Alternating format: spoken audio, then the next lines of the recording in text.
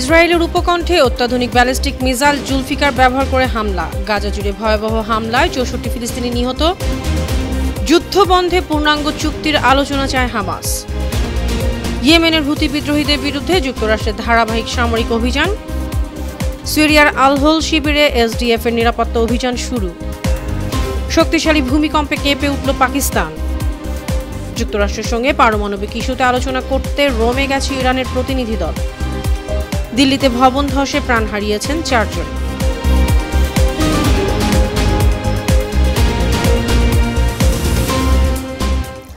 সুপ্রিয় দর্শক, উত্তর থেকে দক্ষিণ, পূর্ব থেকে পশ্চিম, বিশ্বজুড়ে প্রতিদিনের এমন বিভিন্ন খবর নিয়ে আমি অনন্যা চৈতি আছি আপনাদের সাথে।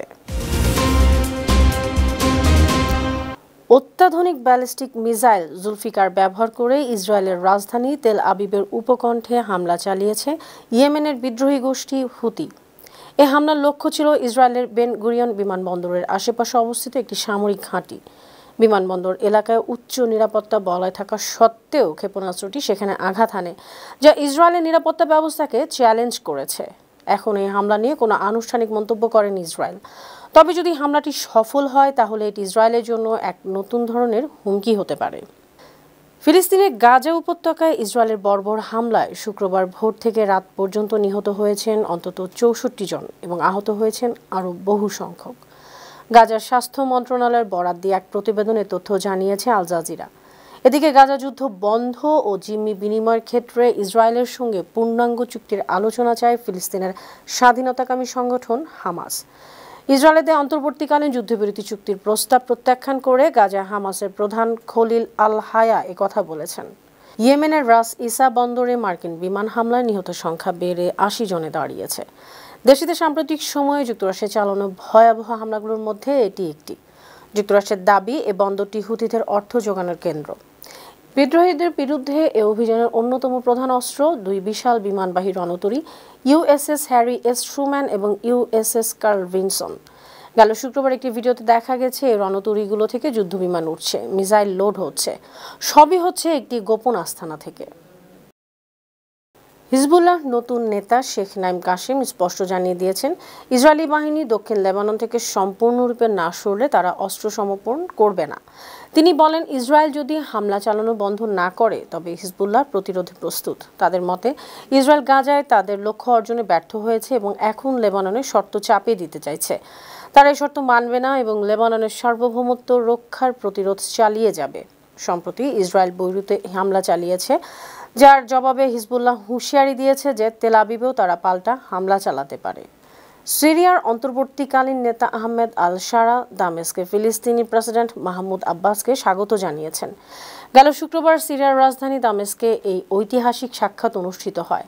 আল শারা আব্বাস ও তার প্রতিনিধি দলকে সিরিয়ার পিপলস প্যালেসে স্বাগত জানান। সিরিয়ার অন্তর্বর্তীকালীন সরকারের পররাষ্ট্র মন্ত্রণালয় জানিয়েছে, আব্বাস ও আল শারা সভায় কয়েকটি সাধারণ বিষয় নিয়ে আলোচনা করেছেন। এ সফর দুই দেশের সম্পর্কের নতুন দিগন্ত উন্মোচন করেছে। উত্তর পূর্ব সিরিয়ার হাসাকা প্রদেশের আল-হোল শিবিরে অভিযান চালিয়েছে সিরিয়ান ডেমোক্রেটিক ফোর্সেস এসডিএফ এর অভ্যন্তরীণ নিরাপত্তা বাহিনী। এখানে আইএসের উপস্থিতি তথ্যের ভিত্তিতে অভিযান চালানো হয়। এসডিএফ বাহিনী সাঁজোয়া যান নিয়ে শিবিরে পৌঁছায় এবং তাঁবুগুলোর মধ্য দিয়ে হেঁটে তল্লাশি চালায়। অভ্যন্তরীণ নিরাপত্তা বাহিনীর সাধারণ পরিচালনা পর্ষদের প্রতিনিধি মাহমুদ আল হুসেইন জানান, নিরাপত্তা বাহিনীর পর্যবেক্ষণে সংগঠিত সন্ত্রাসী সেলের উপস্থিতির সুনির্দিষ্ট তথ্য পাওয়ার পরই এ অভিযান চালানো হচ্ছে। এ সেলগুলো শিবির ও তার আশেপাশে অস্থিরতা সৃষ্টির জন্য সক্রিয় হওয়ার চেষ্টা করছিল। আল-হোল শিবিরে বিভিন্ন দেশের, বিশেষ করে ইরাক ও সিরিয়ার বাসিন্দারা আশ্রয় নিয়েছে, যারা মূলত আইএস সদস্যদের পরিবারভুক্ত। পাকিস্তানের উত্তরাঞ্চলে ১৯ এপ্রিল শনিবার সকালে একটি শক্তিশালী ভূমিকম্প আঘাত এনেছে, যার মাত্রা ছিল ৫.৯। যদিও তাৎক্ষণিকভাবে হতাহত বা ক্ষয়ক্ষতির খবর পাওয়া যায়নি। এটি আফগানিস্তান এবং তাজিকিস্তানের সীমান্তবর্তী অঞ্চলের কাছাকাছি স্থানে ঘটেছিল এবং এর গভীরতা ছিল ৯৪ কিলোমিটার। ভূমিকম্পের পর আতঙ্কিত নাগরিকরা নিজেদের ঘরবাড়ি থেকে বের হয়ে কোরআনের আয়াত পাঠ শুরু করেন, যা সাধারণত এমন পরিস্থিতিতে পাকিস্তানে দেখা যায়। শনিবার ইতালির রোমে শুরু হয়েছে ইরান ও যুক্তরাষ্ট্রের দ্বিতীয় দফার পারমাণবিক আলোচনা। মাত্র এক সপ্তাহ আগে ওমানের মাস্কাটে প্রথম রাউন্ডে বসেছিল এ দুই দেশ। সেই আলোচনা ছিল গঠনমূলক, এমনটাই বলেছে উভয় পক্ষ। দ্বিতীয় দফার আলোচনায় নেতৃত্ব দিচ্ছেন ইরানের উপ পররাষ্ট্রমন্ত্রী আব্বাস আরাকচি। মস্কো সফরের সময় তিনি বলেন, যুক্তরাষ্ট্র যদি বাস্তববাদী অবস্থান নেয় তবে একটা চুক্তি সম্ভব। অন্যদিকে যুক্তরাষ্ট্রের প্রেসিডেন্ট ডোনাল্ড ট্রাম্প শুক্রবার এক বক্তব্যে বলেন, তিনি চান ইরান পারমাণবিক অস্ত্র না রাখুক, তবে ইরান যেন একটি সমৃদ্ধ, শক্তিশালী ও মহান রাষ্ট্র হয়, এটাই তার ইচ্ছা। কিন্তু তেহরানের স্পষ্ট ভাষায় দাবি, তাদের পরমাণু কর্মসূচি পুরোপুরি শান্তিপূর্ণ। মধ্য আফ্রিকার দেশ কঙ্গোতে একটি ইঞ্জিন চালিত কাঠের নৌকায় আগুন লেগে তা ডুবে যাওয়ায় প্রাণ হারিয়েছেন অন্তত 148 জন। দুর্ঘটনাটি ঘটেছে স্থানীয় সময় বৃহস্পতিবার দেশটির উত্তর পশ্চিমাঞ্চলের কঙ্গো নদীতে। নৌকাটির নাম ছিল HB কঙ্গোলো। এটি মাতানুকুমু বন্দর থেকে বোলাম্বো অঞ্চলের দিকে যাচ্ছিল। মাঝপথে এমবান্দাকো এলাকায় হঠাৎ আগুন ধরে যায়। স্থানীয় সংবাদ মাধ্যম ও পুলিশ জানায়, নৌকার ডেকে রান্নার চুলা থেকে আগুনের সূত্রপাত ঘটে। মুহূর্তেই ছড়িয়ে পড়ে আগুন।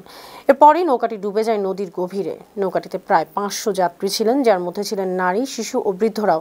এর মধ্যে প্রায় 100 জনকে জীবিত উদ্ধার করা সম্ভব হয়েছে। আহতদের অনেকের শরীরেই আগুনে পোড়ার ক্ষত রয়েছে, তাদের হাসপাতালে চিকিৎসা দেওয়া হচ্ছে।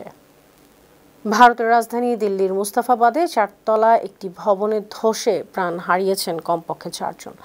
আশঙ্কা করা হচ্ছে ধ্বংসস্তূপের নিচে এখনও আটকে রয়েছেন আরও 8 থেকে 10 জন। এখন পর্যন্ত 14 জনকে জীবিত উদ্ধার করা হয়েছে। আহতদের মধ্যে অনেকের অবস্থাই আশঙ্কাজনক। ঘটনার কারণ এখনও নিশ্চিত হওয়া যায়নি, তবে ধারণা করা হচ্ছে গেল শুক্রবারের ঝড়ো হাওয়া আর ভারী বৃষ্টিপাত ভবনটিকে দুর্বল করে দেয়।